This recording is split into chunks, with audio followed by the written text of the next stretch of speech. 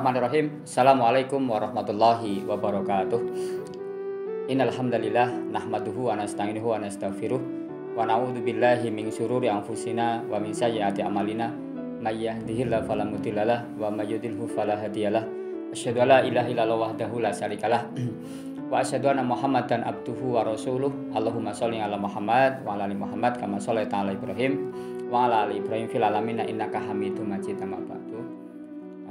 Sahabat sekalian, umat muslim dimanapun berada, alhamdulillah bersyukur kepada Allah karena momentum Ramadan tahun ini Allah masih memberikan kita kesempatan sehingga kita masih dipertemukan dengan Ramadan tahun ini. Semoga Ramadan tahun ini senantiasa endingnya bisa menjadikan kita lebih bertakwa, la'allakum tattaqun.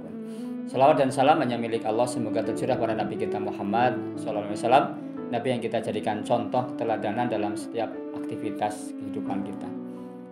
Sahabat-sahabat sekalian dimanapun berada, Madrasah Ramadan bisa menjadi satu media. Ramadan ini bisa menjadi satu media agar kita menambah ketakwaan. Apalagi di dalam surat Al-Baqarah yang mengingatkan kita tentang kewajiban takwa, yang endingnya ditutup dengan la'allakum tattaqun, menjadi orang-orang yang bertakwa. Maka takwa ini menjadi satu-satunya bekal terbaik ketika kita kembali kepada Allah Subhanahu wa taala. Takwa ini bisa menjadi satu media agar kita yang ketika diciptakan Allah dengan fitrah terbaik, maka takwa ini menjadi salah satu screening dalam rangka kita menjalani aktivitas kehidupan kita. Maka kita sering mendengar bahwa manusia diciptakan Allah dengan dua fitrah, falhamaha fujuraha wa taqwaha. Satu jalan yang ditempuh jalan fujur, yang kedua jalan takwa. Maka ketika misalkan ambil contoh, kita sebagai umat muslim menjadikan Ramadan ini menjadi momentum bulan kita meraih atau menambah ketakwaan, maka ada potensi kita senang dengan jalan-jalan yang takwa, bukan di jalan-jalan yang fujur. Salah satunya misalkan kita ambil contoh bahwa salah satu media Allah mencintai hambanya adalah dengan cara memberikan ujian. Maka dengan filosofi takwa, maka kita tidak perlu risau dengan ujian yang Allah berikan kepada kita. Karena ini momentum, satu, Allah mencintai hambanya, yang kedua kita bisa naik kelas. Tetapi kita perlu melihat ketika Allah memberikan ujian, apakah kisi-kisi yang bisa kita utarakan atau bisa kita ambil. Misalkan contoh pertama, la yukallifu nafsan illa wus'aha. Allah itu tidak akan memberikan ujian di luar kemampuan hambanya. Maka ada potensi apapun atau sederas apapun ujian yang Allah berikan kepada seorang hamba, maka itu sudah sesuai dengan kemampuan seorang hamba. Yang berikutnya adalah fa inna ma'al usri yusra. Diulang lagi, inna ma'al usri yusra. Jadi ketika Allah memberikan kesulitan, maka Allah sudah membersamai dengan kemudahan. Nah, kalau kita melihat dua kisi-kisi ini, maka potensi ketika orang diberikan ujian, maka idealnya dia lulus, kemudian dia naik kelas. Tetapi faktanya, kenapa biasanya orang yang diuji oleh Allah itu ada yang lulus, ada yang tidak? Itu karena salah satunya adalah manusia diciptakan dengan pilihan dua jalan, falhamaha fujuraha wa taqwaha, jalan fujur dan jalan takwa. Maka ketika kita setiap aktivitas sehari-hari kita cenderung pada jalan-jalan fujur, bukan memilih jalan takwa, maka ada potensi ketika kita diberikan ujian oleh Allah, maka besar kemungkinan kita tidak lulus. Kenapa? Karena kita sering memilih jalan-jalan fujur. Misalkan kita berprasangka buruk kepada keadaan, berprasangka buruk kepada Allah. Tetapi ketika kita diberikan ujian, kita senantiasa belajar takwa, berhati-hati, maka ada potensi terus kemudian kita lulus. Ambil contoh misalkan dalam satu kondisi orang itu sakit, maka ketika seorang hamba diberikan ujian sakit oleh Allah, maka Allah akan mencabut tiga hal dari diri seorang hamba ini. Yang pertama adalah wajahnya yang ceria akan dicabut oleh Allah.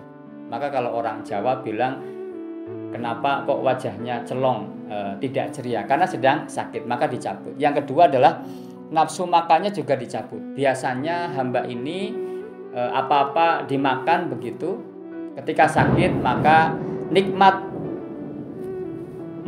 menikmati makanan itu rasanya itu dicabut oleh Allah. Jadi nafsu makannya dicabut. Yang ketiga, dosanya juga dicabut. Tapi ketika Allah memberikan kesembuhan, memberikan kesehatan, maka semua dikembalikan. Nafsu makannya dikembalikan. Terus kemudian wajahnya yang awalnya tidak ceria juga dikembalikan. Tetapi dosanya ya. Jadi kalau tadi sakit, nafsu makan dicabut, terus kemudian wajahnya yang ceria dicabut, dosanya dicabut. Tapi ketika sehat atau ketika Allah memberikan kesembuhan, maka dosanya tidak dikembalikan. Selama orang ini ketika diberikan ujian sakit, dia sabar. Maka sabar ini menjadi salah satu media kita tidak memilih jalan fujur, tetapi kita memilih jalan takwa. Maka ada salah satu ilustrasi yang lain dalam konteks misalkan kita bekerja, selain media Allah mencintai hambanya ketika diuji, Allah juga akan mencintai hambanya. Mungkin kita pernah mendengar nasihat dari Rasulullah, Allah itu akan mencintai hambanya ketika hamba ini diberikan amanah atau diberikan pekerjaan, maka hamba ini mengerjakan secara itqon.